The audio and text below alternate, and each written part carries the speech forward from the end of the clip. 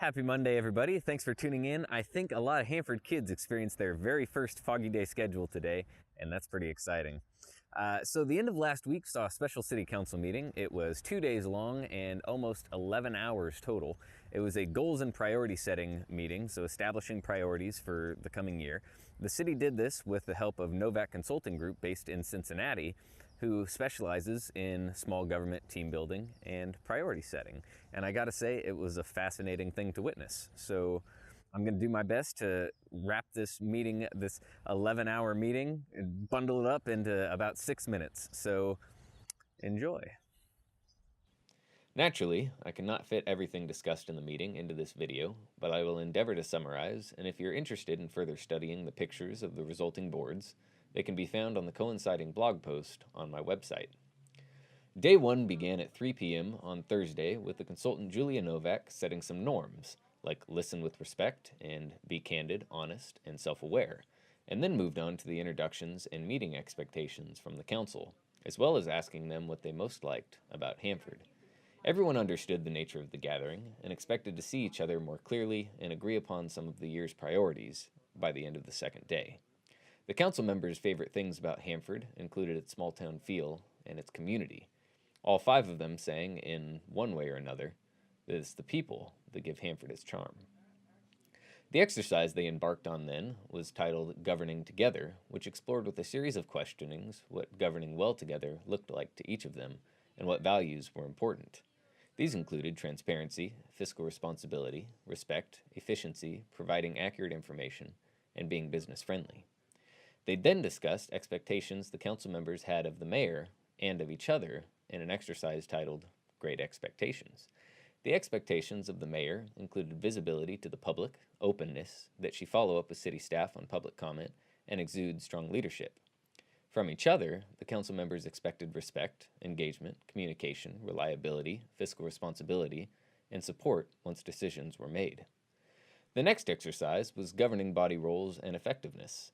The consultant introduced 6 roles inherent to a governing body and asked the council to rank them in terms of their natural inclinations, then label them with percentages of time they spend on each.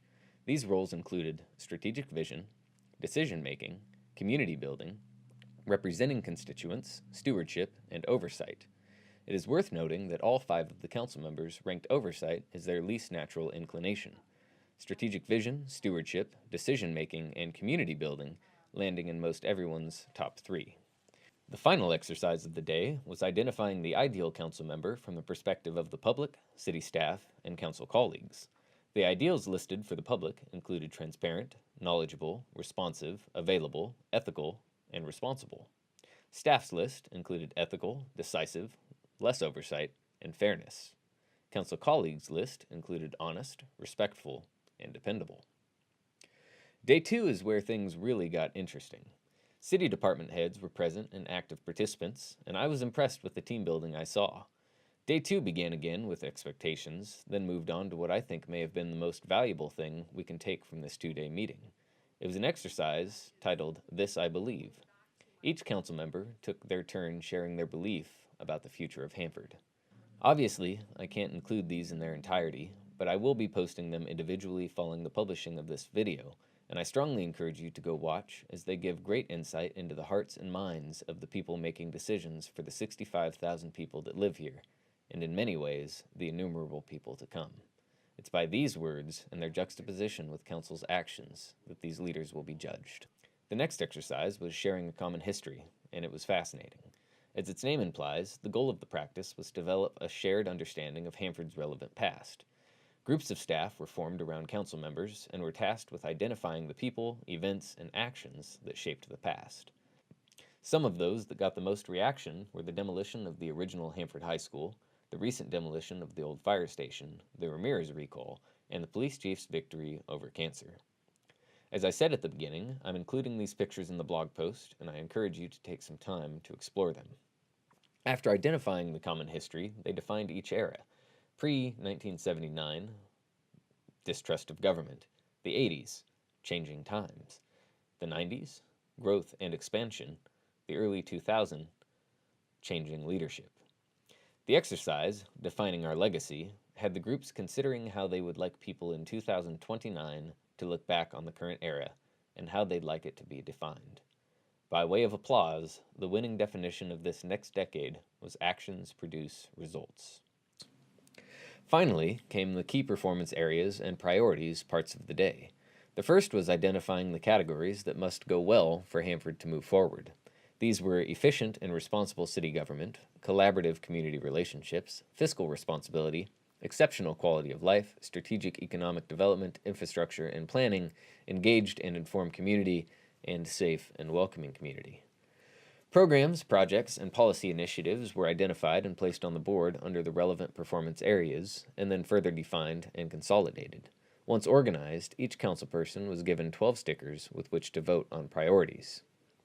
These priorities ended up including customer service training for staff, developing a committee or task force regarding homeless, evaluate fees and revenues in light of cannabis, an indoor recreational facility, evaluating the Downtown East Plan, reviewing zoning needs, developing a plan for job growth in the tech sector, public relations strategy and staffing needs, and access to public safety and the staffing needs of police and fire. To wrap things up, I was impressed with the meeting. It started out, day one, everyone was just a little bit uncomfortable with themselves and communicating with each other, but it didn't take long for Novak Consulting Group to, well, break down those walls, which is, I guess, what they do. So it worked out. The council members were able to kind of agree on some direction for the coming year, and I'm excited to see if they follow through. We'll be sure to let you know if they do.